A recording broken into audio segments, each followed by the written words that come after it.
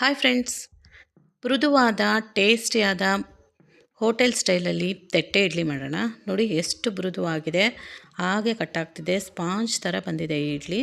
Same hotel ಸ್ಟೈಲಲ್ಲೇ ಮನೆಯಲ್ಲೇ ಸುಲಭವಾಗಿ ಮಾಡ್ಬೋದು. ಇದಕ್ಕೆ 2 ಲೋಟದಷ್ಟು ಅಕ್ಕಿ ತೊಗೊಂಡಿದ್ದೀನಿ. ಸೊಸೈಟಿ ಅಕ್ಕಿ, ದೋಸೆ ಅಕ್ಕಿ, ಇಡ್ಲಿ ಅಕ್ಕಿ ಯಾವುದಾದ್ರೂ ತೊಗೋಬೋದು. ಅದೇ ಲೋಟದಲ್ಲೇ ಅರ್ಧ ಲೋಟದಷ್ಟು ಉದ್ದಿನ ಕಾಳು ತೊಗೊಂಡಿದ್ದೀನಿ. ಉದ್ದಿನ ಬೇಳೆ ಅಲ್ಲ ಇದು. ಅದೇ ಅರ್ಧ ಲೋಟದಷ್ಟು ಸಬ್ಬಕ್ಕಿ ತೊಗೊಳ್ಳೋಣ. ಅದೇ ಅರ್ಧ ಕಪ್ಪಷ್ಟು ಗಟ್ಟಿ ಅವಲಕ್ಕಿ, ಅರ್ಧ ಸ್ಪೂನಷ್ಟು ಮೆಂತ್ಯಕಾಳು. ಇಷ್ಟನ್ನು ಚೆನ್ನಾಗಿ 5ರಿಂದ 6 ಸರಿ ಚೆನ್ನಾಗಿ ತೊಳ್ಕೊಬೇಕು. ನೋಡಿ ಈ ಥರ ಟ್ರಾನ್ಸ್ಪರೆಂಟ್ ಆಗಿದೆ. ಇಲ್ಲಿ ತನಕ ಒಂದು 5-6 ಸರಿ ತೊಳೆದ್ರೆ ಇಡ್ಲಿ ಚೆನ್ನಾಗಿ ವೈಟಾಗಿ ಬರುತ್ತೆ, ಟೇಸ್ಟು ಚೆನ್ನಾಗಿರುತ್ತೆ. ಇದಕ್ಕೆ ಒಂದು ನೀರು ಹಾಕ್ಕೊಂಡು ಮುಳುಗುವಷ್ಟು ಮುಚ್ಚಿ 8 ಗಂಟೆಗಳ ಕಾಲ ಹಾಗೆ ಬಿಡೋಣ. 7ರಿಂದ 8 ಗಂಟೆ. ನೋಡಿ ಈಗ 7 ಗಂಟೆ ಆಗಿದೆ. ಬೆಳಗ್ಗೆ ನೆನೆಸಿದ್ದು, ಸಾಯಂಕಾಲ ಆಗಿದೆ. ಇದನ್ನು ಚೆನ್ನಾಗಿ ಮಿಕ್ಸಿಲಿ ರುಬ್ಕೊಳ್ಳೋಣ. ಗ್ರೈಂಡ್ರಲ್ಲಾದರೂ ರುಬ್ಕೋಬೋದು.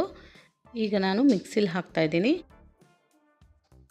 ಹಾಕ್ಕೊಂಡು ನೆನೆಸಿಟ್ಟಂಥ ನೀರನ್ನೇ ಇದಕ್ಕೆ ಬಳಸ್ಕೊತಾ ಇದ್ದೀನಿ. ಈ ಥರ ಮಾಡೋದ್ರಿಂದ ಹಿಟ್ಟು ಹುಳಿ ಬರುತ್ತೆ. ನೈಸಾಗೆ ರುಬ್ಕೋಬೇಕು, ಸ್ವಲ್ಪನೂ ರಫ್ ಇರಬಾರ್ದಿದ್ದು. ಒಂದು 3 ಬ್ಯಾಚಲ್ಲಿ ರುಬ್ತಾ ಇದ್ದೀನಿ. ಈ ಸಬ್ಬಕ್ಕಿ ಹಾಕಿರೋ ಕಾರಣ ಇಡ್ಲಿ ವೈಟಾಗಿ ಬರುತ್ತೆ, ಫ್ಲಫಿಯಾಗಿ ಬರುತ್ತೆ. ಸಬ್ಬಕ್ಕಿ ಹಾಕೋದ್ರಿಂದ ಗಟ್ಟಿ ಅವಲಕ್ಕಿ ಹಾಕಿದ್ದೀನಿ, ಅರ್ಧ ಕಪ್ಪಷ್ಟು. ಸ್ಮೂತಾಗಿ ಬರುತ್ತೆ ಇಡ್ಲಿ. ಇಲ್ಲ ಅನ್ನನೂ ಹಾಕೋಬೋದು ಅವಲಕ್ಕಿ ಬದಲಾಗಿ.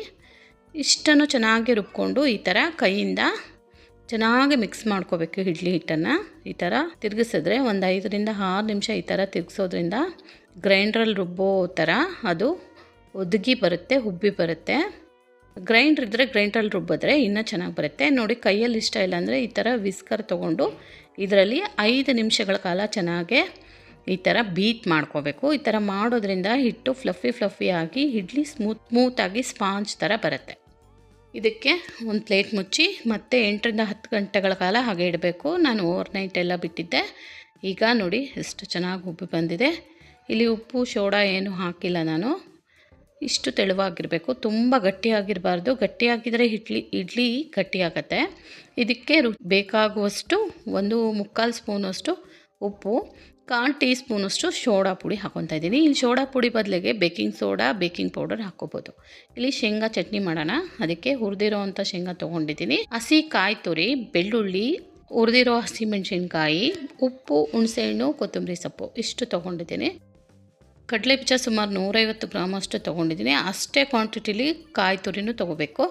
1 ಗಡ್ಡೆಯಷ್ಟು ಬೆಳ್ಳುಳ್ಳಿ. ಇಷ್ಟನ್ನು ಚೆನ್ನಾಗಿ ಮಿಕ್ಸಿಲಿ ಹಾಕಿ ನೈಸಾಗಿ ರುಬ್ಕೋಬೇಕು. ಶೇಂಗಾ ಚಟ್ನಿ ಈ ತಟ್ಟೆ ಇಡ್ಲಿಗೆ ಒಳ್ಳೆ ಟೇಸ್ಟ್ ಕೊಡುತ್ತೆ. ನೀವು ಬೇಕಿದ್ದರೆ ಕಡಲೆ ಚಟ್ನಿನೂ ಮಾಡ್ಕೋಬೋದು. ಹುರಿಗಡಲೆ ಚಟ್ನಿನೂ ಚೆನ್ನಾಗಿರುತ್ತೆ, ಹೋಟೆಲ್ ಸ್ಟೈಲಲ್ಲಿ ಬರುತ್ತೆ. ನಾನಿಲ್ಲಿ ಮನೇಲಿ ಇದಿಲ್ಲ, ಹಾಗಾಗಿ ಶೇಂಗಾ ಚಟ್ನಿ ಮಾಡಿದ್ದೀನಿ. ತಟ್ಟೆ ಇಡ್ಲಿ ಸ್ಟ್ಯಾಂಡನ್ನು ತೊಗೊಂಡಿದ್ದೀನಿ. ಇದಕ್ಕೆ ತಟ್ಟೆಗೆ ಈ ಥರ ಆಯಿಲ್ ಹಚ್ಕೊಳ್ಳೋಣ. ಈ ಥರ ತಟ್ಟೆ ಇಡ್ಲಿ ಸ್ಟ್ಯಾಂಡ್ ಇಲ್ಲ ಅಂದರೆ ಚಿಕ್ಕ ಇಡ್ಲಿ ಸ್ಟ್ಯಾಂಡ್ಗೂ ಹಾಕ್ಕೋಬೋದು, ಅದು ಚೆನ್ನಾಗೇ ಬರುತ್ತೆ. ಇಲ್ಲಿ 2 ಸೌಟಷ್ಟು ಹಾಕ್ತಾಯಿದ್ದೀನಿ. ಇದು ನೋಡಿ ದೋಸೆ ಹಿಟ್ಟಷ್ಟು ತೆಳುವಾಗಿದೆ. ಇದು ತುಂಬ ಗಟ್ಟಿ ಮಾಡ್ಕೋಬಾರ್ದು ಹಿಟ್ಟುನ, ಇಡ್ಲಿ ಗಟ್ಟಿ ಆಗುತ್ತೆ. ಹಾಗಾಗಿ ಇಷ್ಟು ತೆಳುವಾಗಿ ಮಾಡ್ತಾಯಿದ್ದೀನಿ ನಾನು. 2 ಚೌಟಷ್ಟು ಹಾಕಿದ್ರೆ ಕರೆಕ್ಟ್ ಆಗುತ್ತೆ. ಇದು ಸ್ವಲ್ಪ ಉಬ್ಕೊಂಡು ಬರುತ್ತೆ ಬೆಂದಾಗ. ಹಾಗಾಗಿ ಪ್ಲೇಟಲ್ಲಿ 3/4 ಪ್ಲೇಟಷ್ಟು ಹಾಕ್ಕೊಂಡ್ರೆ ಕರೆಕ್ಟ್ ಆಗುತ್ತೆ. ನೋಡಿ ಈ ಥರ ಒಂದ್ಸಲ ಟ್ಯಾಪ್ ಮಾಡಿ ಇಡಿ. ಏರ್ ಬಬಲ್ಸ್ ಇದ್ದರೆ ಈ ಕಡೆ ಬರುತ್ತೆ, ಚೆನ್ನಾಗಿ ಬೇಯುತ್ತೆ ಇಡ್ಲಿ. ಎಲ್ಲ ತಟ್ಟೆ ಸ್ಟ್ಯಾಂಡ್ಗಳಿಗೂ ಇದೇ ಥರ ಹಾಕ್ಕೊಂಡು ಇದನ್ನು ಕ್ಲೋಸ್ ಮಾಡ್ತಾಯಿದ್ದೀನಿ. ಇಡ್ಲಿ ಕುಕ್ಕರಲ್ಲಿ ನೀರು ಕುದಿಯೋಕ್ಕಿಟ್ಟಿದ್ದೆ, ಚೆನ್ನಾಗಿ ಕುದೀತಾ ಇದೆ. ಈ ಕುಕ್ಕರ್ ಒಳಗಡೆ ಇಡ್ಲಿ ಸ್ಟ್ಯಾಂಡನ್ನು ಇಟ್ಟು ಮುಚ್ಚಿ 1/4 ಗಂಟೆಗಳ ಕಾಲ ಬೇಯಿಸ್ಕೋಬೇಕು. 1/4 ಗಂಟೆಗಿಂತೂ ಜಾಸ್ತಿ ಹೊತ್ತು ಬೇಯಿಸಬಾರ್ದು, ಇಡ್ಲಿ ಗಟ್ಟಿಯಾಗುತ್ತೆ. ಬೆಂದಾಗಿದೆ ನೋಡಿ. ಈಗ 1/4 ಗಂಟೆ ಆದಮೇಲೆ 10 ನಿಮಿಷ ಬಿಟ್ಟು ಇದನ್ನು ತೆಗಿತಾ ಇದ್ದೀನಿ. ಸ್ವಲ್ಪ ತಣ್ಣಗಾಗಿದೆ. ಈಗ ಈ ಪ್ಲೇಟ್ಗಳನ್ನೆಲ್ಲ ಓಪನ್ ಮಾಡಿಕೊಂಡು ಮತ್ತೆ ಒಂದು 5 ನಿಮಿಷ ತಣ್ಣಗಾಗಕ್ಕೆ ಬಿಡಬೇಕು.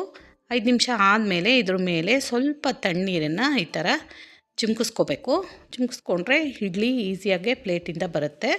ನೋಡಿ, ಸುಮ್ಮನೆ ಕೈಯಲ್ಲಿ ಅಂದ್ರೇ ಓಪನ್ ಆಗ್ತಾಯಿದೆ, ಬಿಟ್ಕೊಂಡು ಬರ್ತಾಯಿದೆ. ಇಡ್ಲಿ ಕರೆಕ್ಟಾಗಿ ಬೆಂದಿದೆ. ಈಗ 1 ಸ್ಪೂನ್ ಸಹಾಯದಿಂದ ಇದನ್ನು ತೆಕ್ಕೊಂಬಿಡೋಣ. ಹಾಗೇನೂ ಬರುತ್ತೆ, ಸ್ಪೂನಿಂದ ಬೇಗ ಆಗುತ್ತೆ.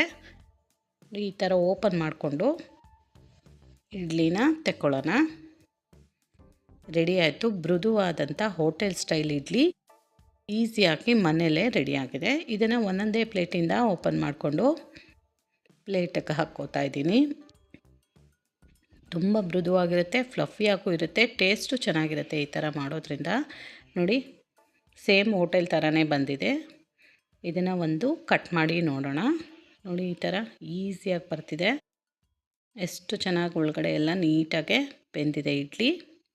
ಮೃದುವಾದ ಹೋಟೆಲ್ ಸ್ಟೈಲ್ ತಟ್ಟೆ ಇಡ್ಲಿ ರೆಡಿ ಆಗಿದೆ. ನಿಮಗೆ ನನ್ನ ವಿಡಿಯೋ ಇಷ್ಟ ಆದರೆ ಪ್ಲೀಸ್ ಒಂದು ಲೈಕ್ ಮಾಡಿ, ಶೇರ್ ಮಾಡಿ, ಸಬ್ಸ್ಕ್ರೈಬ್ ಮಾಡ್ಕೊಳ್ಳಿ.